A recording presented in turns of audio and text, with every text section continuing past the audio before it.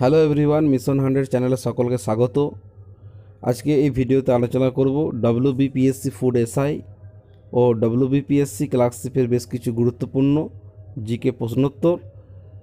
অবশ্যই যারা আমার এই ভিডিওটাকে দেখছো তারা ভিডিও শেষে অবশ্যই একটা লাইক করবে আর ভিডিওটা একটু বন্ধুদের মধ্যে শেয়ার করে দেবে। আর যারা আমার চ্যানেলে ভিডিওটা প্রথম দেখছো তারা অবশ্যই এই মিশন 100 চ্যানেলটিকে সাবস্ক্রাইব করে রেখে দেবে, পাশে থাকা বেল আইকনটি অন করে দেবে যাতে কোনো ভিডিও দিলে খুব সহজেই তোমরা পেয়ে যেতে পারো। তাহলে চলো আজকে কথা না বাড়িয়ে শুরু করি। প্রথম যে প্রশ্ন বলছে গন্ধমর্দন এই বইটি কার লেখা?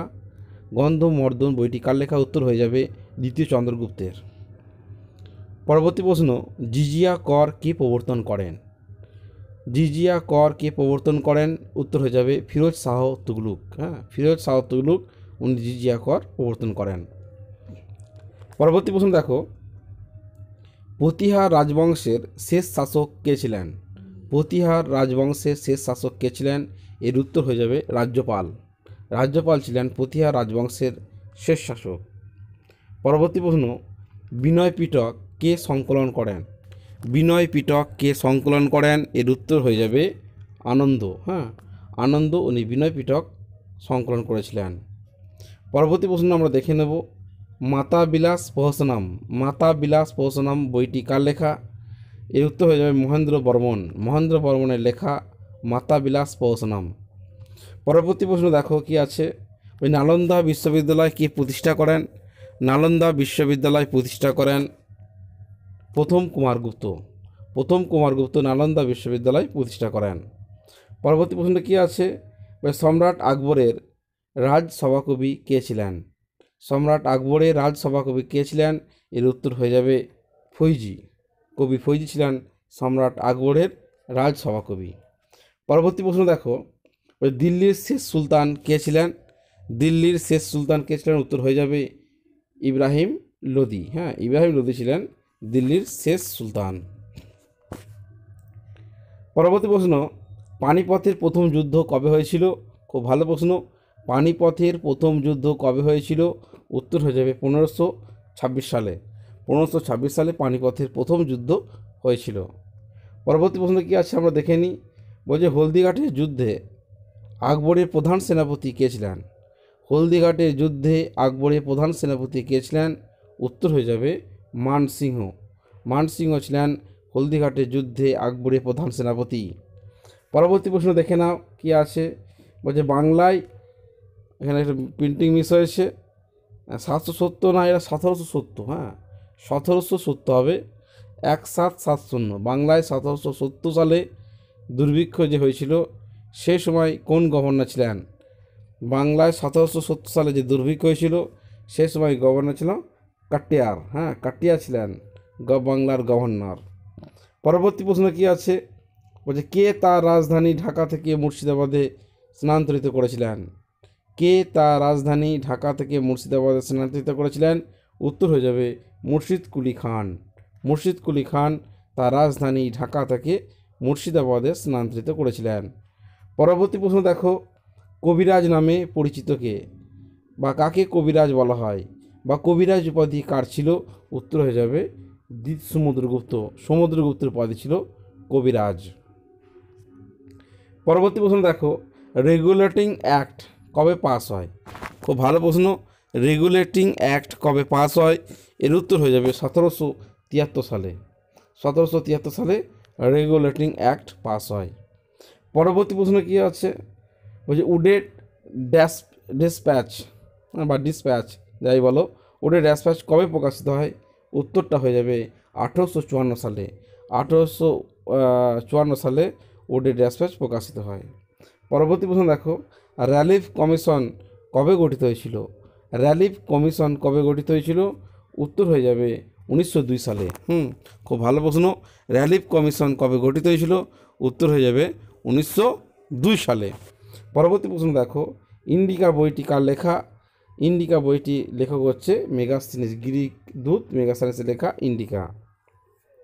পরবর্তী প্রশ্ন হচ্ছে ব্রিটিশ ভারতের প্রথম শিক্ষা কমিশন কোনটি? ব্রিটিশ ভারতের প্রথম শিক্ষা কমিশন কোনটি?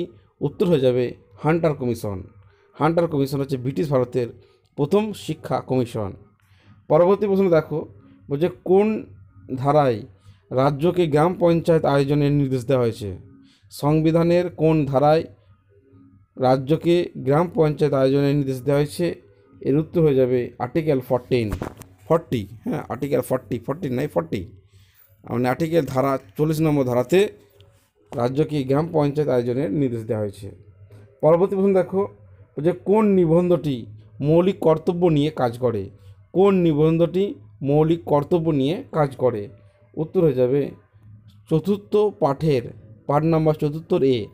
পাঠ নাম্বার 74A এই নিবন্ধটি মৌলিক কর্তব্য নিয়ে কাজ করে। তোমরা যারা অবশ্যই ভিডিওটা দেখছো তারা ভিডিও শেষে একটা লাইক করবে আর ভিডিওটা একটু বন্ধুদের মধ্যে শেয়ার করে দেবে। আর যারা আমার চ্যানেলের ভিডিওগুলো প্রথম দেখছো তারা অবশ্যই মিশন 100 চ্যানেলটিকে সাবস্ক্রাইব করে রেখে দাও, পাশে থাকা বেল আইকনটা অন করে দাও যাতে কোনো ভিডিও দিলে খুব সহজেই তোমরা পেয়ে যেতে পারো।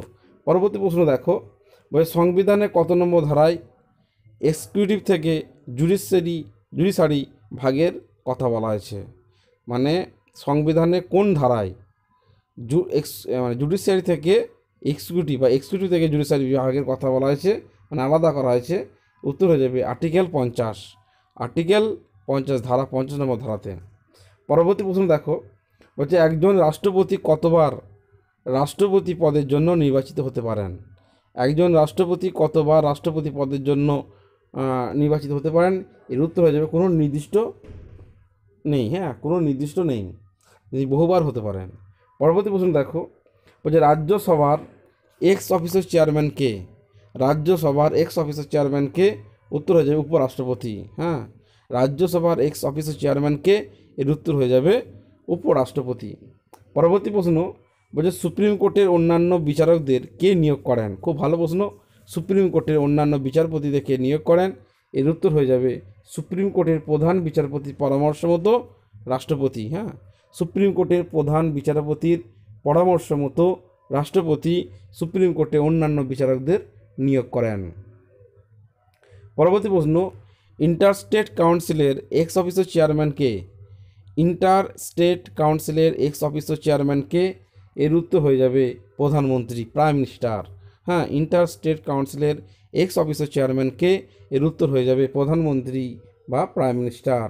পরবর্তী প্রশ্ন দেখো, বলছে স্টেট লেজিসলেটিভ কাউন্সিল গঠন ও বাতিল করার কথা সংবিধানে কোন ধারায় বলা হয়েছে? স্টেট লেজিসলেটিভ কাউন্সিল গঠন ও বাতিল করার কথা সংবিধানের কোন ধারায় বলা হয়েছে?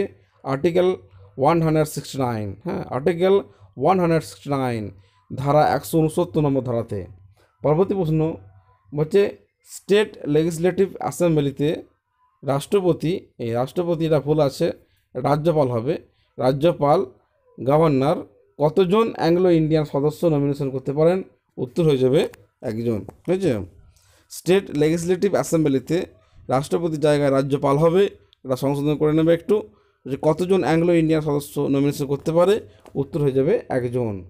পরবর্তী প্রশ্ন দেখো, বলছে which article protect the language script and culture of minorities? হ্যাঁ, প্রশ্নটা বুঝতে পারছো? Which article protect the language script and culture of minorities? বলছে সংবিধানে কত নম্বর ধারা বা আর্টিকেলে কত নম্বর ধারায় মাইনরিটি সংখ্যালঘুদের ভাষা এবং তাদের সাংস্কৃতিক রক্ষার কথা বলা হয়েছে? আর্টিকেল 29। হ্যাঁ, আর্টিকেল 29 29 নম্বর ধারায়। সংবিধানের কত নম্বর ধারাতে সংখ্যালঘু মানুষের ভাষা এবং তাদের সংস্কৃতিকে রক্ষা করার কথা বলা হয়েছে?